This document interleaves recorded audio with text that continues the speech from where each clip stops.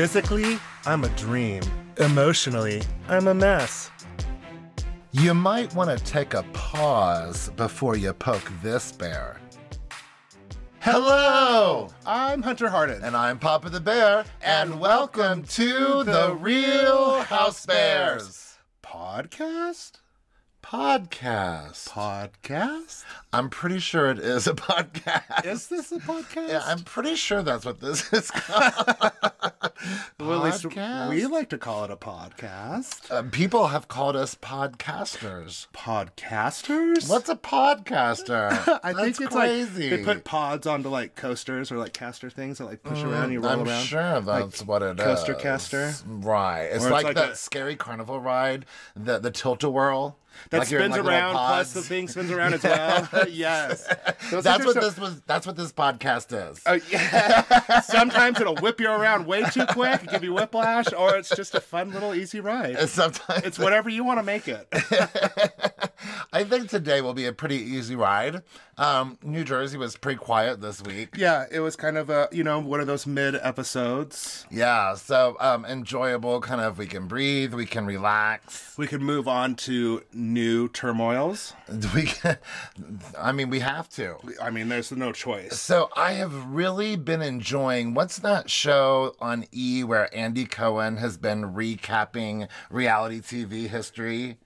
Yeah, I don't even remember exactly what it's called. Watch Now or something like that? I don't know, but I've really been enjoying watching that, especially this week when they were showing the old audition tapes from Teresa and Carolyn Manzo and Kyle Richards. Yeah, it's crazy to see how different they are, but not really. I know. Yeah, I liked Andy Cohen in particular. When Caroline watched Teresa's old footage, Caroline was like, I miss that person. Yeah. That when Andy watches the old footage, he's like, look at the parts of Teresa that haven't changed. I'm just more madder now. Yeah. Yeah. It was but I understand where she's coming from as well, because she wasn't jaded by anything yet. Yeah, right, exactly. That's what I think she was trying to get to the point of, like, how Teresa's changed. She misses that girl from the audition. For sure. You know what Joe Gorga says? Fame, he likes to call fame the devil.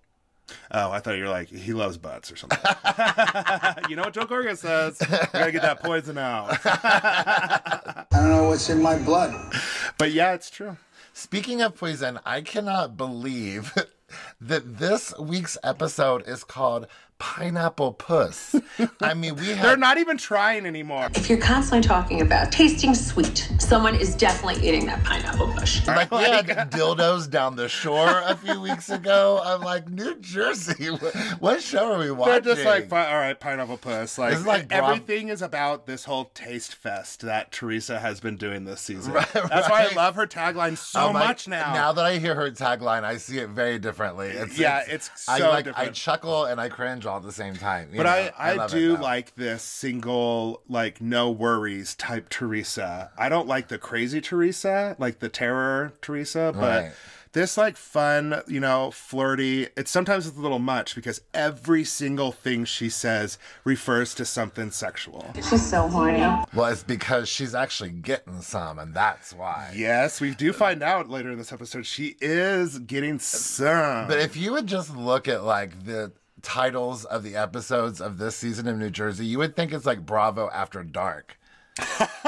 Like those HBO specials. Yes, where like none of the girls are wearing tops throughout the entire episode, Seriously though. And then there's Joe Gorga and Frank shirtless in another room waiting for the ladies to come in. Please don't ride me. That's what these episodes are sounding like. It's so a true. Jungle, because of pineapple, I'm thinking tropical. So it's some tropical themed porn that we're watching.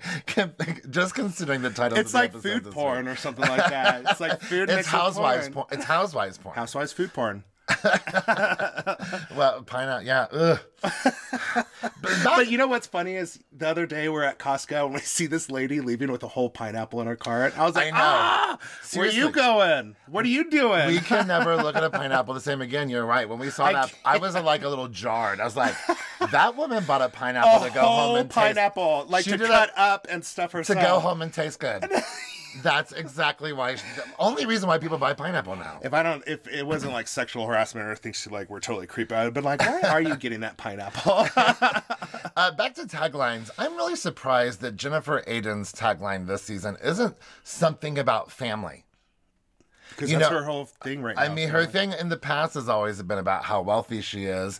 But, I mean, this season, she's home with the kids. She's got her dad living with her. This was a monumental week with her mother. I'm really... I love... Again, the 1000th time, the Jennifer Aydin that I'm seeing this season. And this season, she's a true housewife. Yeah. You know, she's like the stereotypical definition of a stay-at-home mom cooking. They don't have a nanny right now, so she's been letting everybody know on Instagram Live that she does not have a nanny right now. So I'm really, really surprised that her tagline isn't about family, because that's really what I'm most impressed by her this season. Shut the up. Well, let's go ahead and talk about this week's episode. You know, it always starts off with little snippets here and there of all the little different families. And Joey Jr. Gorga is the cutest little thing in the world. He is going to be a little Joe, for sure. Melissa does baby him. She's in love. That's what you do with the youngest. It just happens. And then, you know, again, Melania is such a quiet and calm teenager. Like from what we've seen. Yeah, but you know, from the past seasons, Melania was the star of the show. Mm-hmm. Melania was the attention getter. She was the one-liner. I mean, she had a good one-liner about buying her schoolwork this week. But I wonder if she's just becoming a teenager, or if she has a sadness because of her dad. Because, you know, she was absolute daddy's girl. Yeah, about her no question, she was the favorite. No, her dad. Oh yeah, because her dad's gone. Yeah. Yeah, he's in Italy. Okay, yeah. So I wonder how much of this is sadness. I wonder how much of this is being a teenager. Oh my goodness, maybe she's going through the same abandonment issues that Joe's going through right now. Maybe, and you know, again, she's just a kid. Yeah. So I feel bad for her. It sucks. And then Jackie and her family are getting ready for Rosh Hashanah. I realize when you have something happy to celebrate, celebrate it. Which is a Jewish New Year's? From what I gather? Yeah, that's what I understood too. Yes. But I'm with Evan. He's like, where's the bacon? And Evan's like, I want bacon. You guys, I don't know if I can be Jewish. If I can't have bacon, I can't be Jewish. So I was thinking about it. But now that I know I can't have bacon. You're like, now I'm back on a Mormon. I'm going to check that out again, because I think you're allowed to have bacon. You're not allowed to have caffeine. Yeah, I can't be Mormon. You can't be Mormon. Do you want hell to freeze over too? Turn it off. Just turn it off. All right. So I want to be homeschooled at Jennifer Aydin's house because you get Chick-fil-A for lunch. I know, she sneaks in on her son. Are you on a Zoom call? Yes, Mom. But that's quite, you know, doing school from home might not be that bad of a gig if you get like Chick-fil-A delivered to you, if you have like a mom or a staff who can go out and get you Chick-fil-A for lunch. I guess yeah, because it sucks being at school and getting like sack lunches and stuff. That sucks. But cafeteria pizza. Those little like rectangle pizzas that you got in elementary school. Yes. Those are the best pizzas known to man. Yes. And they always served it with salad and corn at my school. Really? Always. I don't remember what they served for us. Probably French fries or something. It was always like the perfect combination for me. I was always so excited. I just love those pizzas. I've heard that you can order them online. We'll have to check heard that you could get a box like through Amazon and stuff, but I do not support Amazon. Uh-oh. He said it on the pod. Here we go. Do you want me to go to rant? Here come the tweets and the DMs. I'm so sick of drama. So Jennifer's mom didn't go to Turkey because the dad went, and she's technically punishing herself. Yeah, she is. I mean, I kind of get it. In one way, she's probably like, I don't want to go to Turkey with this man that I hate right now and have a miserable time. And she probably would ruin it for everybody else, too, because you could tell later on they can't even be in the same room without the mom saying something. Well, we'll get to that later. But her mom, Josephine, is so excited seeing that little baby on the phone. She's like making cuckoo noises and everything. And like, it's just really sad. I'm feeling a lot less blame. I'm really excited to talk about her mom at the end of this episode. Yeah, this episode was very eye-opening. Yeah, so she's so excited to see that little baby on the phone. So I was sad that she couldn't go see it in person. Now, Gabby, Jennifer's teenager, she went to Turkey, and this episode should also have a subtitle about bratty teenagers. We got Gabby being a bratty teenager. We got Gia being a bratty teenager. Yes. Gabby's like, I'm hungry. Jennifer's like, you want some eggs? No. I guess that's fine. Teenager.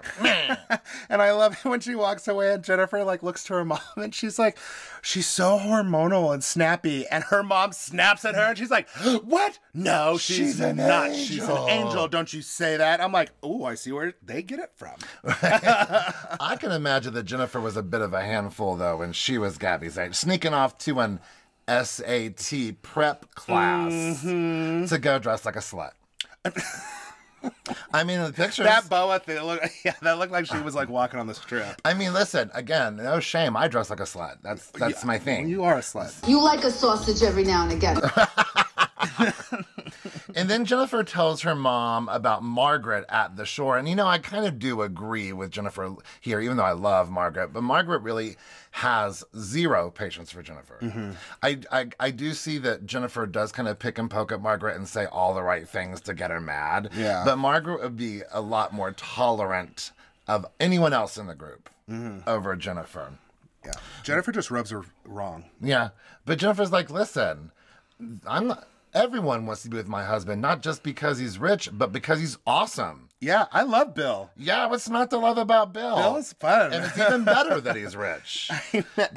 And you could get a little touch-up and stuff and keep young. But yeah, Jennifer's like, he's not a meal ticket. He's my hot, sweet, wonderful, rich You can husband. tell they love each other, genuinely love each other. I mean, they had lots of kids together. Yeah. I'm loving Jennifer being like a true housewife. Her family, she's really being, she's showing a layer of her this year that I've never seen that I love. Her mom, Jennifer's mom, just speaks so bad about Jennifer's dad. And I really hate that because luckily, my parents divorced when I was really young and I didn't know all the horrible things my dad did, but my whole family never said a bad thing to me about my dad. They let me have my own relationship, my own thing with him. They never disparaged him. I didn't find out half the things that he did until I was 22 and I started asking what was going on, what really happened. Right. So when the mom is talking so bad about the father to the daughter, I'm just she is so desperately trying to get her daughter on her side. Yeah. I mean, throughout these years, since Jennifer's been on the show, her mom has been, kind of a difficult person. But the more I'm hearing her side of the story this season, if you think about what a stereotypical Turkish household would be 48 years ago. They were together for 48 years. She was 16 and her husband was 26 when they got married. So if you think about what it might have actually been like, and if you think about, what you see in the movies and what is, what you assume the Turkish man at home is, you do what I say and you wait on me when I come home from work. So even though her dad seems just like the sweetest little bug, little old man from Up. Yeah. but I can kind of believe her saying as soon as you weren't here, he was always get my slippers, get my drink. And I was like, oh, I can see that, especially with that culture kind of back in the day. And she said that she wasn't into him from the beginning. I know, that's so sad to hear. And then 48 years. And you don't have a choice. You can't do anything. You don't have a choice. You can't even divorce, even because of your religion. Yeah. I'm excited to talk more about it at the end of this episode when it comes back up. Yes. But it's interesting that Jennifer's storyline this season is really about her parents. I like this. And her fights with Margaret. But I think it's really good to talk about this subject that they're going through right now because those things still happen to this day and people don't realize it. Yeah, I was really it opened my eyes a lot, so I'm excited to talk about it. Yes. So then Jackie, Melissa, and Margaret meet for lunch. And Melissa tells a story about how she was so prepared for Joey to go back to school. She was COVID ready. Mm-hmm. but she forgot to buy pencils. And that is such a small little thing that you would normally, like, that's so important, but you'd forget. I mean, in a non-COVID year, that would be the first thing you buy. But this year, she's like, I need to buy hand sanitizer. I need to buy wipes for the desks. I need to buy all of these COVID things that you forget, the school supplies. It's like, Mom, you didn't even put paper in there. There's just cleaning wipes everywhere. Seriously, I'm the cleanest kid at school, but I haven't turned in a single assignment. There's sanitizer leaking out of my bag. Margaret talks about her book and the journey she's on, kind of reliving it. Because her mom was a party mom. Yeah, hearing about that. And then men were into her. Into her mom. Pretty. Absolutely. Yeah. So Margaret adopted a lot of those sensibilities. Like, that's kind of why she was offended by Jennifer's comments, You don't know what it was like back then unless you lived through it, to be honest with you. Right. Especially for that gender. I mean, how else are you going to just get to the top through just hard work and stuff and just get...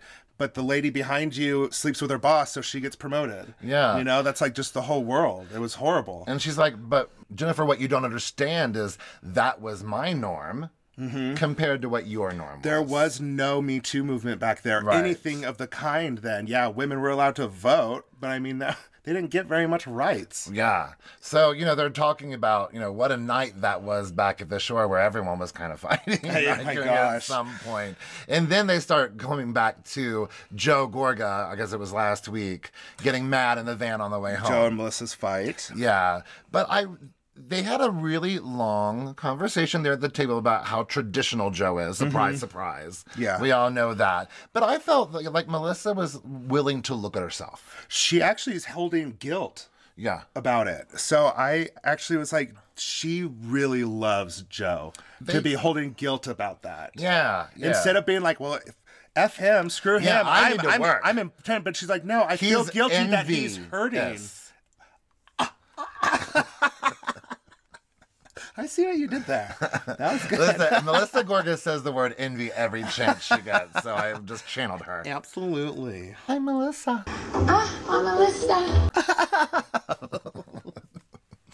So Teresa has invited them all over, including Jackie. I know. Who I think I think Jackie might be Teresa's mystery boyfriend once Jackie comes over to the house later. Oh my God. We'll bring that back up. I was like, damn, Teresa. Did you go from hating her to being in love with her? I know. She greets her at the door with honey later on. So Margaret wants to know if the psychic will reveal Teresa's truth. That's all. Margaret just wants to know if Teresa's getting some. Well, because she now is kind of thinking that whole soccer game she made up is completely false. All right. Now, I think I even said it on the podcast. You said it on the podcast that you believe her. So I felt validated. Thank you, Margaret. I felt validated. I was like, I don't really know if I believe Teresa's going to a soccer tournament. It just didn't seem genuine. Oh, I thought you said that you did think that she would. Well, no, at first I was like, I think Teresa's lying, but then I just had no choice but to agree with it. I mean, there was nothing to refute it, so I finally succumbed to believing that she went to a soccer tournament. Margaret, she's like, Teresa will post a picture of her oatmeal every morning. Of course she's going to post about their kid's soccer game, and there was no pictures at all on social media. And you know what? I think you talk about sex more often when you're actually getting it. Pay attention to red flags. And Margaret feels the same way, because Teresa... Again, Teresa back in the day would say funny sexual things and not even think anything about it. But Margaret's can't help herself now. I need to know who is eating her pineapple. And apparently in the confessional, Melissa does know that Teresa has a secret. Yeah, Melissa's like... And she's like, I can't say anything right now, y'all. And Melissa says that she's a horrible liar. And again, it makes me so sad that a lot of people on social media just do not like Melissa Gorga. I don't get it. And they're constantly saying how she makes up storylines. I don't know. And Melissa was like, on one of her interviews, she was like, Bravo sees through that stuff. If I wasn't going to be authentic, Bravo would know. Yeah. And then right here, she's like, listen, if I was lying, you would know it. I'm horrible at it. I'm just a bad liar. I'm this whole Jackie and Evan never having oral sex is upsetting to me. It keeps you up at night? Sometimes. I mean, from both sides. Like, neither of them are performing. You can't tell me that he's not interested. No way. I mean, there's no way that he's not sacrificing. But is he? Oh, you did not. You didn't. Oh, first you talking about Amazon. Now you're spreading rumors about Evan Goldshire. I need you to admit this is a lie. No. No. Now we know where the rumors came from. No. This is a podcast? I'm just going with the flow. Dolores calling in for a biopsy about Sunk My Heart. I know, and her talking about how she promotes everybody getting checked, but she hasn't stopped to take care of herself. She doesn't. I mean, it's clear that Dolores is like, you know what? I'm okay being me with me. All I need is me. Mm-hmm. I'm strong enough to get through this by myself. Yeah. But this is sometimes you just have to let that go. Mm-hmm. Sometimes you do need other people. Of course, and especially other people should know in case something happened. Because I've heard stories of family members keeping cancer a secret until it was too late. Yeah, and especially with her work and with breast cancer, I'm just like, I don't like this at all, that she had a mammogram. It came back abnormal. I do, however, love the green color that she's wearing in her confessional. Her and Margaret both are, actually, I think there's 3 of them that are wearing green in their confessionals. Her and Margaret, I know. I don't know if I love, it looks like a kind of like a fairy tale, like princess type cut situation. I don't know if I love the top, but I love the color. And Dolores has been dressing up this season. Yes. She has been dressing up. But you know what? Everything's going to be okay because Frank shows up and he's giving away kisses. Are you going to kiss you too? I wonder how long. Okay, so we've been in the podcast for like 20 minutes. And this is the first time Frank came up. I'm improving. Are you feeling okay? We're friends now, so I don't need to like cross any boundaries with him. I forgot about that. We're just homies. I forgot about that. We just work out together and we just hang out and like smoke cigars together. Gotcha. There's not going to be a lot of hitting. Sexuality. Yeah, there's none of that. None of that. Until the door gets closed. What happens at guys' night stays at guys' night. So Frank and Dolores are closing the doors on flipping homes. God, you are so good today. Dolores, like, COVID's been great for us. People are fleeing the city and buying these homes we're flipping. But it's true. I hear the market is really good right now. I know. I need to go refinance. Mm-hmm. But Dolores starts lecturing Frank about how he needs to get these houses done quick. And she's like, you need to mark all these things off. And Frank is like, Dolores, chill. I got this. Leave me alone. Leave me alone. I got this. I will take care of everything. I will get it done. But Dolores has only pretty much told Frank and David about this biopsy situation. David's not worried about it. He's like, I'm a doctor. I've felt your boobs. I'm sure it's fine. Yeah. But Frank's like, I just don't know. He's like, I like David and all, but I don't know if he's being too, nonchalant. That was the word I was looking for. Situation. Yeah. Honestly, you're a great doctor. You're a mediocre boyfriend. But yeah, Dolores tells Frank about the fears that she has, and what she doesn't want to worry about and what she doesn't want other people to worry about. Yeah, she's like, don't tell Frankie. Don't tell my and he's mom. like, chill, I'm not going to tell anybody. I'm just asking. But I hope everything turns out good because it's a very stressful situation for anybody in that situation. Absolutely. And then we get through a montage of everyone getting ready for psychic night. Yes, Teresa's house. She's getting ready for the party, cleaning up, and Gia is not having the noise. This is teenager part 2. Can you, not clean up right now? It's annoying. I'm like, if you're doing schoolwork right here in the kitchen where I'm doing stuff, take that portable laptop to another room. Until one of the other 20 county rooms or out to the pool. Seriously. My mom would have just smacked me. So like, bratty teenager, point 2. 2.0, maybe that's what I meant to say. Yeah. Margaret starts getting ready, and she holds up this outfit, and it is completely see-through. Yeah, JP's like, nope. No, that's not going to happen. Nah. She's like, it won't be see-through once I put it on. Well, the psychic could see through their minds. Everybody could see through that outfit.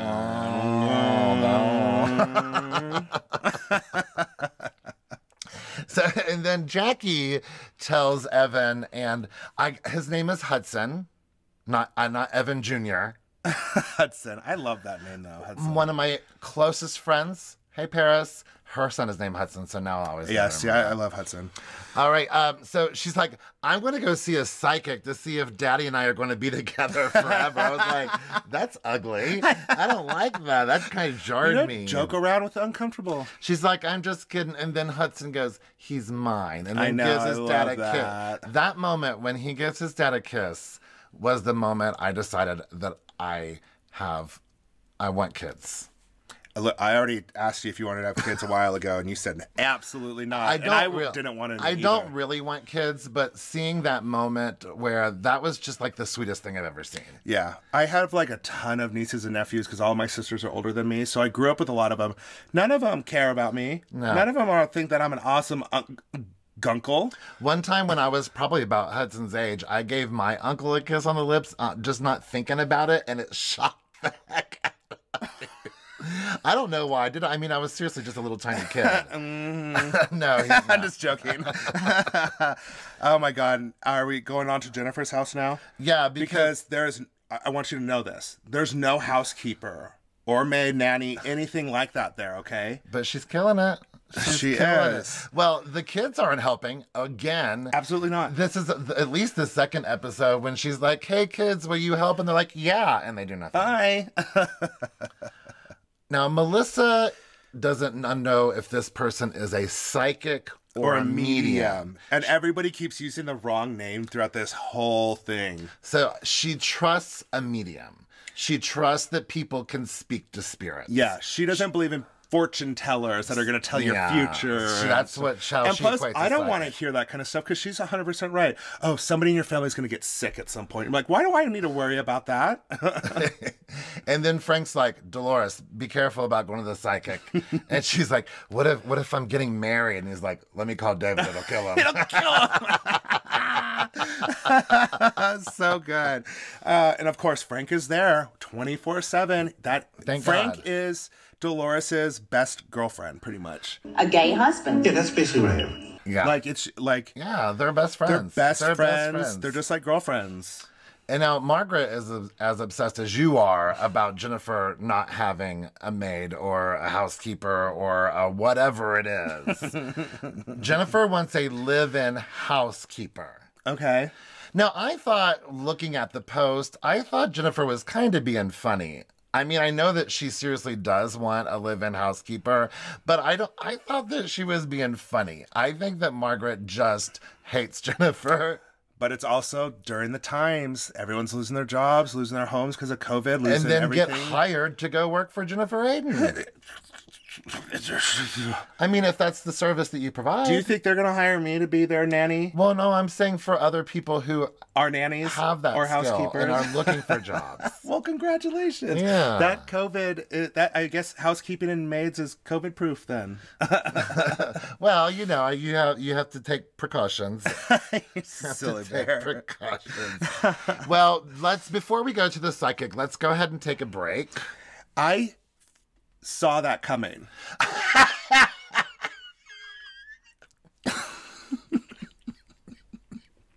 I knew you were going to say we need to take a break. I knew that way before you even said it. I got choked up on that one.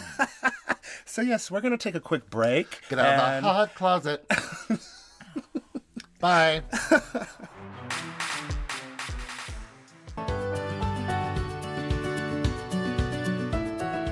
We'd love to give a shout out to our sponsor, Anchor Podcasts. If you haven't heard about Anchor, it's the easiest way to make a podcast. Let me explain. It's free. There's creation tools that allow you to record and edit your podcast right from your phone or computer.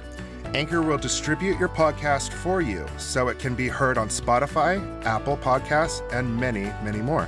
You can even make money from your podcast with no minimum listenership. It's everything you need to make a podcast all in one place. Anchor is where we started with our podcast, and it's been really great for us, and that's how you're able to hear us on all the different streaming platforms. We love it. Download the free Anchor app or go to anchor.fm to get started today.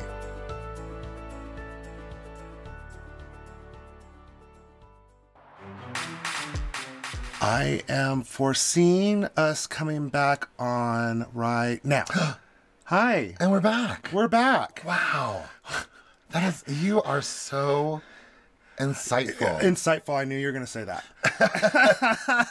Well, did you know that they were going to come back, start this episode, or start after this commercial break, at the exact same scene, exact same moment that Teresa and Gia had earlier when Gia was complaining about her cleaning the kitchen? I know everything. I was surprised. I was like, this is really the same scene that we saw, just a second ago. 15 minutes ago. Yeah. It was just weird to bring it back. Well, now she has got sushi for tonight.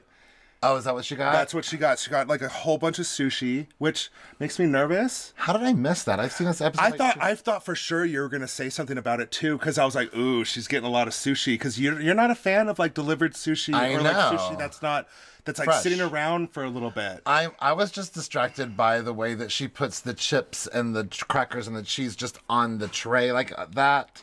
I don't think there's anything wrong with it. There's nothing wrong with that. But I just sit there every time. I just sit there and stare at it. I don't know why. I get really distracted by that. And again, Gia's just like, teenager.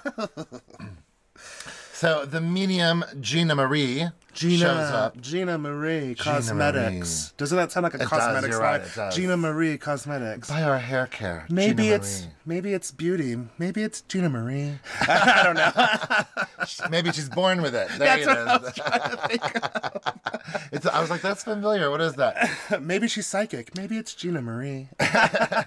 So Gina Marie, we've said that like a million times right now, reads Gia and tells her that her grandmother is telling her that the way that Gia is holding her hands, that her grandmother no longer has pain in her hands. Yeah, telling her that she's like, my hands don't hurt anymore.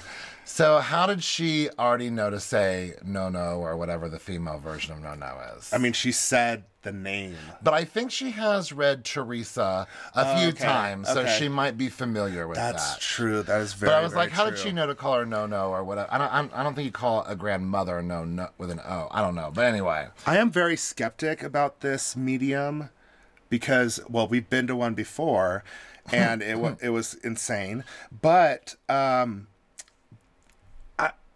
in this scene, this medium says very specific like names, dates that are all concluded with the very same thing. It's not just random words or things being thrown out there that could happen to anybody and be like, oh, like I'm a feeling somebody's got a headache or died from a head wound or something like that. Well, the first time we watched it, I was like, wow, it's crazy. It was insane. Then the second time I watched it, I was like, a little more skeptical. Maybe she did Google a lot of it. Yeah, it's possible. The bottom line is that a lot of these women really receive something from this, and that's what this is all about. Yeah, I mean, to me, as long as you're, whether it's right, whether there are dead people talking or not, if you're receiving something and it's going to help you get through the next day. I mean, I would love to go see this medium. That would be awesome. Me too. But yeah, everybody kind of took something from what the medium said to improve their own life. Yeah. It was awesome. Margaret shows up first, and I love this ponytail,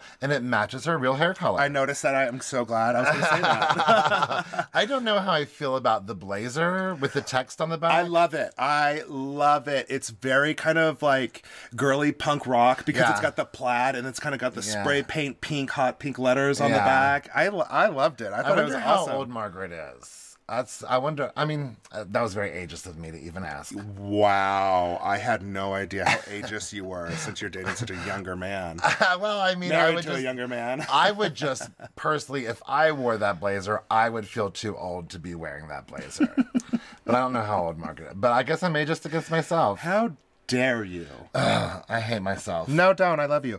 Melissa Melissa there, and she is so nervous but intrigued. She is talking a mile a minute. But like when we're sitting here right now, do you already start to feel things and see things and people and humans and things and ideas and visions and dreams? She even cracked herself up. She did. But I think she's got a little buzz on because she's nervous. Oh, yeah. 100%. But yeah, I thought she was really funny. And I'm glad that she got her psychic versus medium questions answered. Debacle settled. Jackie, or AKA Honey, as Melissa greets her, shows up. I mean, no, Teresa. Yes. I mean, Teresa, sorry. Literally, she calls her honey immediately, and in the next sentence calls her babe. Mm-hmm. And then when she gives her a drink, she calls her honey again. I'm like, that's where Teresa's getting her pineapple. Jackie ain't eating pineapple at home. I'm totally kidding. I know, but listen, you're saying I was trying to spread things about Evan earlier, so. Now we know where the real affair is happening. Between Teresa and Jackie. That's what they're like. Let's get into a huge fight, and then they'll just like totally stump them. They'll never know. I want to get my peach kiss. Teresa asks Margaret about her book, and Margaret invites everyone to a yacht book preview party. And she's going to select samples, the juicy parts out of it, to talk and speak aloud to the ladies. Reading time with Margaret. I am actually kind of interested in reading her book, to be honest with you. Do it. I might. I don't read books unless they have pictures in them. And of course, they're talking about boats, of course. So Teresa mentions how she loves boats and motions with the ocean. And I'm like, Melissa's like, honey, motion of the ocean is a sexual reference. And Teresa's like, whatever. Never use analogies. Yeah, she's fine with that. She's fine with that. She's just there with her girlfriend Jackie. Right next to her. She doesn't care about anything else. Then Michelle, the realtor. Was that weird that she showed up? Guys, I didn't know she was going to be invited. I literally wrote my notes. Michelle, the realtor, shows up. Blah. Eyebrows. Oh. You are so nasty. This could get really ugly really fast. I haven't bought into her yet. You don't like her eyebrows for sure. You know, I love my housewives, so when she becomes like maybe an official friend of or an official housewife, I'll find something to love about her, but I don't have to right now. I support that 100%. I don't like her eyebrows, and I don't like her presence in my scenes. Her big bushy eyebrows? I don't like her thick eyebrows? They're not bushy, they're just thick. Yeah. They're like Meredith Marks' eyebrows, but Meredith Marks look great. Listen, they're statement pieces for your eyes, Bear. Well, she can make a statement on someone else's TV show. I mean, I obviously don't feel that strongly about her. I'm just not interested in her being there. I know. So Jennifer is the last to show up, and right away she complains she's so busy with homeschooling and no nanny. Well, first of all, she and Jackie are wearing the exact same pants, but in a different color. Who's more beautiful, to be honest, me? Yes. I thought that was cute. That was very cute. And that happens a lot on Housewives. Yeah. Margaret was like, Jennifer, you've lost some weight. And Jennifer's like, well, I've been homeschooling. And Margaret's like, without a nanny. Well, listen, I would do the same. It's got to be horrible. And then there's the debate about if calling someone a housekeeper is demoralizing or condescending.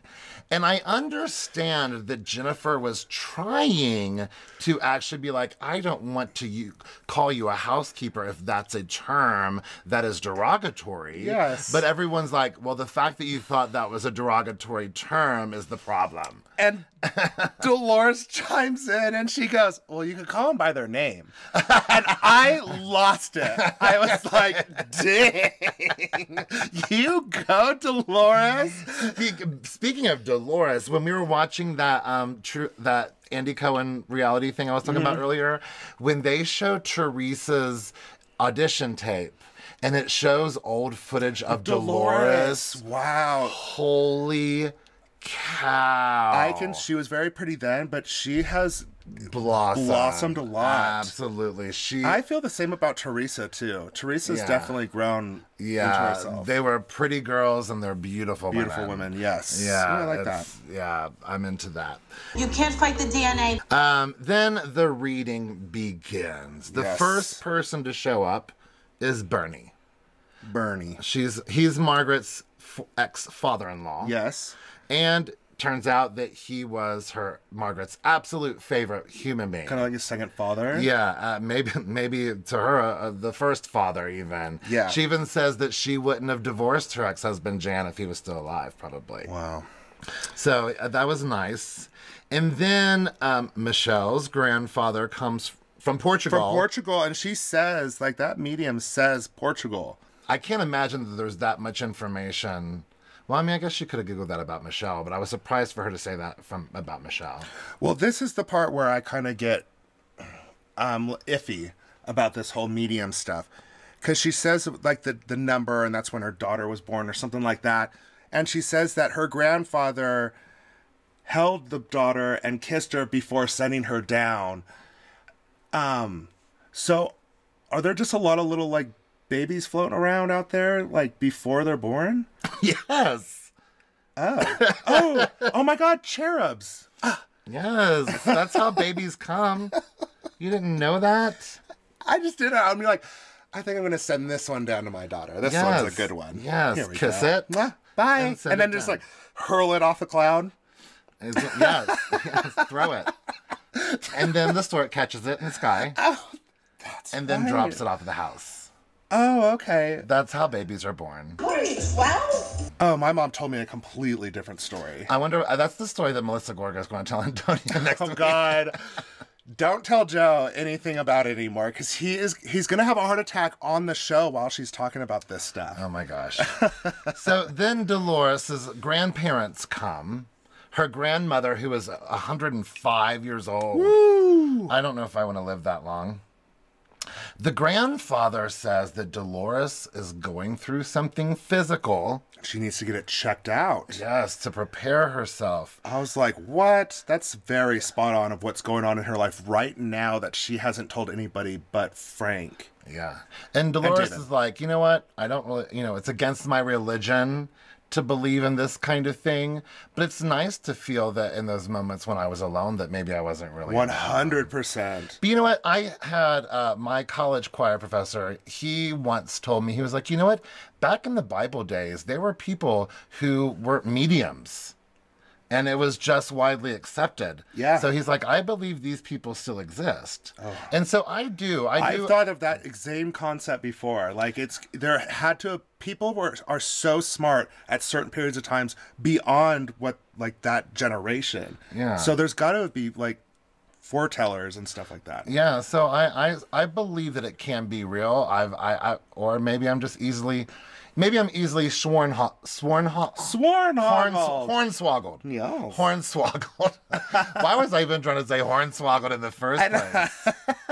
I don't want to be bamboozled. Who talks like that? Now, but Dolores keeps her composure until Boo comes. She loses it the second she mentions the dog. Yes, they're like, a big dog is joining your grandparents on the couch, and they want you to know that Boo is here. And but you know what? Amen, Dolores. I would be the same way. Sob. That's the only time anybody has seen her cry. And I mean, she broke down. Seriously, I lost my dogs years and years and years ago, and I still cry about them on occasion. So I cannot imagine. But it does tell a lot about who she is. And also her grandparents are saying, listen, you're not being chased and desired the way that you need to be. But the second that you let go of that, which Dolores has a hard time of letting go. Frank is still living with her in the same house, and they've been divorced for so long. So she's hard of letting go. So as soon as she's able to overstep that goal in her life, that like wall, she will find this love that she's been looking for this whole time. Dolores seems to be and okay. Dolores like, all right, that's fine. Maybe we'll just bow out gracefully. I was just like, Dolores, you are not invested in this relationship at all. No. I like the way she rolls. Yeah. And then again, this is where Margaret's wearing a green blouse during her confessional, commenting about how Dolores deserves the world. Mm-hmm. So I'm really enjoying the green. And then Melissa's dad comes. He knows that Joey Jr. wrestles. Yeah, state champ. Yeah, the number 5. Could it be when Envy opened 5 years ago? I don't know, but she even says, is there some kind of broken foundation that could be literal or figurative? And I couldn't tell who it was, but someone's like, I wonder if they're being figurative. I wonder if it's an analogy. Ooh, I wonder. Not an analogy. No, God, don't say analogy out loud. Oh my God. Analogy. Teresa's listening. It's not gonna be good. But Melissa's dad is like, you're doing good. Keep working for success. Back with Melissa, she even says that has something to do with Joe. She says it has something to do with Joe. Oh, I don't know if I caught she that. said that they're going in between scenes, but the medium says it has something to do with Joe.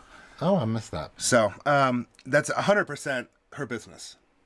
And the change and envy and all that stuff. Right. And then Jackie's grandmother, Esther, comes to visit. She died when Jackie was 20. And she was the grandmother who was really Jackie's, ride or die support. Mm-hmm. And then, to me, it was really jarring to hear Jackie say, I didn't tell my family about this rumor from Teresa, because I was so glad to put that rumor behind us. That when she brought it back up again, I was like, oh, I kind of...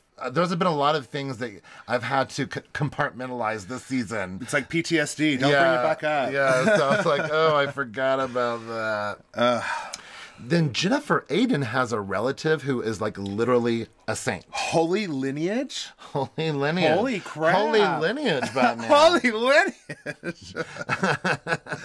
But that's pretty intense, but she has a ton of guides in her life. Yeah, the medium was holy cow, you're surrounded by spirits. Yes, but there's this main guy, which is that saint. Her saint which is a pretty relative. Intense story and cool. Yeah, absolutely. And then she tells Jennifer, she's like, listen, if your mom feels like an abused woman, then to her, she was an abused woman.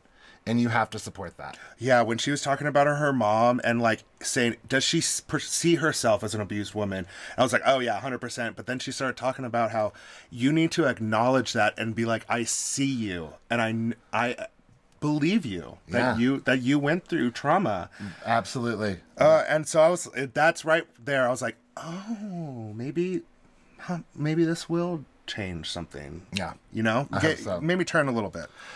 Then Teresa's father, knows there standing beside her. With a bottle of alcohol. This is another point where I'm like, really? Are they just drinking Blue Label in heaven? What is going on? I wrote, her father is standing beside her drinking Blue Label. Duh. So if I go to a medium after you pass away, you better say, listen, tell him that I'm standing here with a bottle of Maker's Mark in my hand, and I will know that it's true. True. If she's like, he's standing there in heaven, he loves you, you're like, nah, that's not him. That's not him. Fair enough. It'll be like Ghost when she's like, no, he never told me he loved me. It's not him. It's not. No. You'll be like, no, he's not talking about bourbon. This is definitely not my dad. This is some imposter. Wait, he did say something about my furry butt, so maybe that's him. Maybe, but I do have a lot of fans out there. Who are dead. Who are dead now. And trying to talk to me in the afterlife. Everybody's trying to get this. Again, and then Teresa's dad tells them all that there is love in the air and that they support it. I don't know if you heard this or the same way I did, but it sounded like that he's reunited with their mom up in heaven right now, and they're celebrating that, aka having sex, celebrating it. That's what I got from it, and we're gonna have to go back and listen to it. And Nona are having sex in heaven. You got that out of that? Yes. Trust me, if you go back and listen to it, she says something along that lines of they're not consummating, but they are celebrating their joy up there again with each other. And that's why Teresa says, see, love is in the air. And then they start going into about how there is something going on. We'll watch it again, but that's what I got. That's maybe legit. You're just horny, Teresa. I haven't been talking about Frank at all. True. That's because you're not allowed. You don't want to ruin your friendship. Again, the bottom line is that everyone left feeling like they've received something that was valuable. Which that's what I want if I go to something like that. Absolutely. Now, Jackie's family is finally getting ready for the Rosh Hashanah meal. Mm-hmm. Her dad and mother and brother are alive. And then I thought it was neat how the mom gave kind of a lesson. How described what each food represents. I wonder if that's a tradition. I feel like I've seen this on other shows before, but normally in my mind I'm like, I think they're just doing this because they're on camera and they want to tell the story. But I wonder if it is a tradition to tell the story before the meal. I don't know. I mean, people tell Christmas stories all the time around Christmas. Yeah, so I mean, it could be like she's educating the grandkids. I think that. Yeah. But the apples and the honey sounds amazing, and the pomegranate, like that all sounds like an awesome little meal. I've never had what were they having? The matzo balls. Matzo balls, yeah. I've never had matzo balls either. I don't even know what's in them. I don't know either. But I'll have to look that up. Jackie starts talking about the psychic and starts saying that she brought up the name Esther. Yeah, she's like, I've never ever even posted about my grandmother. Yeah. So again, there's a lot of stuff. It's just Evan's skeptical, but he's the same way. He's like, first of all, every Jewish grandmother's name Esther. So calm down, sister. Yes. But Jackie's like, I want to take it. I want to accept it. My grandmother's watching over me still. And that's what you should do. Absolutely. Melissa and Joe are back at Rails. We were at Rails for Melissa's birthday party a year or two ago. It's a cool little setting. Yeah. It's part of New Jersey history. And Joe is wearing his Tiffany necklace. He is. I love that the kids text in a to-go order from Rails. Is that what they did? Yes. Okay. The kids I'm like, Mom, you're going to Rails? Bring me back home a filet mignon, please. Yeah, please. So Melissa is going to take Antonia clothes shopping at Envy. Well, duh. Our school... to me, Envy is not a place where you buy school clothes. You've never been in there, Bear. I know, but to me, Envy is, in my mind, a little bit more of a fancier... You're ageist, and now you're envious. Oh, my God. That's a fact, actually. Google it. So she's going to have the birds and the bees talk with Antonia. And poor Joe. He is squirming in his chair. He can't, he's just... when she says the word condom. He just can't handle it. It was so sad. You could see his heart skipping a beat and like stopping for a second because he's in his head, he just thinks the worst. But do you think that Melissa is going to ask Antonia ahead of time before she brings this up on camera? Or do you think that she's just going to bring it up on camera? I don't know. The way the Housewives are, they might just bring it up on camera. They're like, all right, here we go. I mean, that would scar a kid. What if, especially if she had sex. I'm not going to be comfortable telling my mom on camera that I've had sex. But imagine if she did say something. She's like, yeah, I did it in the bathroom at school or something like that. Just like nonchalantly like that. Yeah, Mom, like you. What, Mom? I heard you did. You did it in the bathroom with Dad. Yeah, what's going on? I saw it on TV. You told everybody. It's horrible. Melissa wants Antonia to be able to talk freely about sex, but again, on camera, I think is not the way to do it. Yeah, I think But Joe still looks at Melissa like, girl, you so hot. He's just like you. You do that to me all the time. Well, because I like Joe, I think that you're gorgeous. I'm very proud of who you are. I'm very proud to be married to you, and I want you to know that all the time. I think you're all those things, but I can't tell you all the time. Your ego will get so big. I got to keep you docile and not like the most prized catch out there so you don't leave me. Talk about an being abused husband. Oh, God. Here we go. So she explains, like, listen, Joe, our love is strong. I'm here. I'm not going anywhere. But things are different. Mm-hmm. We're at a different stage in our lives. But Joe is being honest. He apologizes, and he's just honest about everything. And when it comes down to the root of it, he's like, I'm just afraid of losing you. Yeah. And that's what it is, this whole thing. But ultimately, he's proud of her. Yes, he's very proud of her, and which I like that. I hope they I like stay their strong. relationship a lot. Yeah. I mean, every relationship goes through ups and downs, but I love their relationship, and I always hope the best to them. Mm-hmm. Now we finally get to talk about Jennifer's mom and dad. We can really, because this whole scene is really addressing and getting to the root of all of this. This is a very important scene. Yeah, it really is. Jennifer's making eggs again. So I know, there's a lot of eggs. Is that a Turkish thing, or is that the only thing that she knows how to cook? I don't know. Or maybe it's just easy. Or maybe that's kind of a, it's low carb to eat eggs and other proteins and stuff and vegetables. And you know what? Like sometimes kids will only eat one thing. Sometimes. Well, or maybe that's just the one. I had a stepmom that the only thing that she knew how to cook were salmon patties. Salmon patties? That's such a salmon out of a can, though. It wasn't like But that's the only thing she knew how to cook. I don't know about that. Well, I didn't visit very often. So Jennifer's dad just sits there and watches the iPad the whole time. I was like, that's very weird that he's just on the iPad, especially like the mom comes home, he's just like... I would leave the room if I didn't want to be around. I know. But he might not have had it. Jennifer might have wanted him to be here. Had to be there for that conversation. I thought that she was very brave to have this conversation in front of him. Mm-hmm. That was great for her mother. For Jennifer to talk about it in front of the dad, especially. I thought that was major. But this is the part that I was talking about, how Josephine, her mom, takes any chance that she can to kind of jab at her husband right now. Right. Because Bill walks in and he was up early, and she just starts praising him. She's like, see, you're that type of man. You wake up early, 4 o'clock in the morning, you take care of your patients and you do the work. And you could tell Jennifer steps in between them and it's like, no, Bill, your food's over there, and kind of interrupts their conversation because she could see mom is just trying to start a fight. Absolutely. Again, she does have a very difficult disposition, but Jennifer...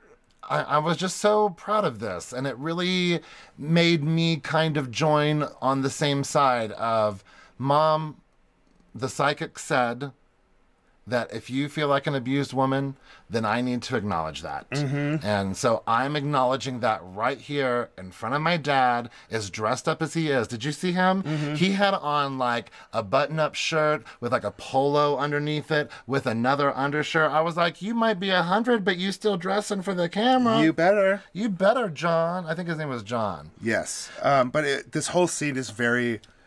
It's not hard to watch, but it's such a intense moment for everybody right there. Yeah, it was kind of hard to watch. They had to. Poor Gabby had to leave the room. I know, but who wants to see her grandparents fight like that? I was so proud of Bill. Doesn't take a lot, baby. Yeah, well, I didn't expect anything else. Bill was he stood up for what was seriously going on and laid it all flat out on the line so everybody could understand where everybody's coming from. And even when the mom leaves, because the mom says, I needed to hear that from you. And you could see her mom's face. Like, you could see it in her face that she needed to hear that. And it, like, broke all the tension and stuff. But when she leaves, the father's like, this is just too much, man. This is too much.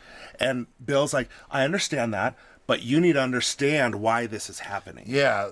You're on a different side of this spectrum. You need to understand this side. What was okay in a Turkish marriage 50 years ago is not okay now. Right. Yeah. Well, it was never okay, but it was accepted. Yes, exactly. So things are different now, and you have to understand that if she wasn't happy from the beginning, and you never did anything to make her happy, then why was she ever going to become happy? Mm-hmm. Yeah, it's... So whether he was like flat out hateful and mean or just kind of cold and... Either way, they both probably didn't really want to get married. They clearly didn't love each other. And obviously in those times it was heavy, like the hand was heavily sided with the man. But I was so sad to hear her say, like, just from the very beginning, Jennifer's mom was telling her mom, like, I can't be with this man, he's awful. Mm-hmm. And then to have to live 50 years with that is rough. Because your entire family will, like, disown you. Yeah. So my heart really opened up to Josephine, Jennifer's mom. So I really hope that this is the first step in the mom being okay. with all of this so she could let go of the past and start improving her life right now. Yeah, before it's not over. Yeah, because she's not alone now. She now knows that her daughter is on her side. Yeah. She's on both of her parents' side. Absolutely. But her mom didn't feel that way. I agree. So this scene was very intense. I really liked it, and I felt like the world kind of needed to see this again and understand this culture that still goes on to this day. To me right now, Jennifer is my number one housewife. She's really living, again, what you would consider a stay-at-home housewife, traditional to be, but she's far from traditional. Yeah. I'm really enjoying the cast and getting to know the New Jersey girls because I didn't really know the New Jersey girls. But Margaret is still my ride or die girl. I love Melissa. And you know what? Jennifer is really growing on me a lot. I think she's a stand-up girl in this season. Yeah, I'm really glad that we are able to recap Jersey. It's made me closer with them, too. Well, it's made us closer with all of you. Yes. Thank you for joining us in the Hot Closet this week. Hot Closet. Please join us on all social media. You know where we are. On Facebook and Instagram, we are The Real Housebears. You can email us at therealhousebears@gmail.com. And you can find us on Twitter at Real Housebears. You can also find us on YouTube. We post little clips and also full episodes on there. And we're also wherever you listen to podcasts. But if you are on Apple Podcasts, please give us a nice written review and give us a nice 5-star rating. We really, really rely on those. Thank you all so much. Have a great week. Bye. Okay, love you. Bye.